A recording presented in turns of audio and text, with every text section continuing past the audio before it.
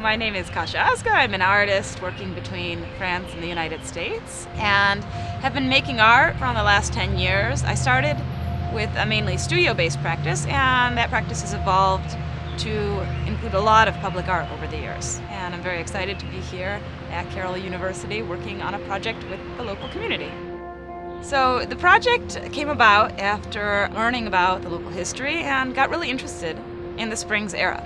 So that's a period at the end of the 19th century. There were local springs that were promoted and marketed to visitors from far afield who came here and spent their holidays drinking from the curative local waters. So I got interested in what the spring houses looked like and also in visual symbols and architecture from this era. I wanted to come up with a structure that would recall this era and bring to mind, I wouldn't say forgotten moment in the town's history, but certainly undervalued moment. So it's 11 feet tall, features building elements that are sticking out in all directions. There's a very much a kind of playful quality to it.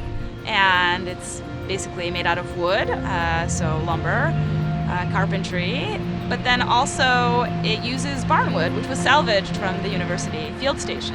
So we used it for many of the cladding elements and then stained the rest of the wood to look like that barnwood. I feel like as an artist, I make sculptures and I make objects, but the art doesn't reside in the objects itself. It resides in the experience that those objects generate when people look at them, when people interact with them, and also when they're placed in specific sites and contexts. So it was really the fact of coming here to make the sculpture that inspired this work. I wouldn't have made this work elsewhere in this manner with these materials. It was really using resources, both material, barnwood, but really in terms of the resources and the minds and imaginations of all the people that I collaborated with on different stages of the project.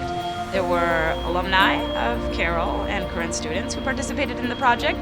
There were students at a local arts high school, KM Perform, and also local community volunteers.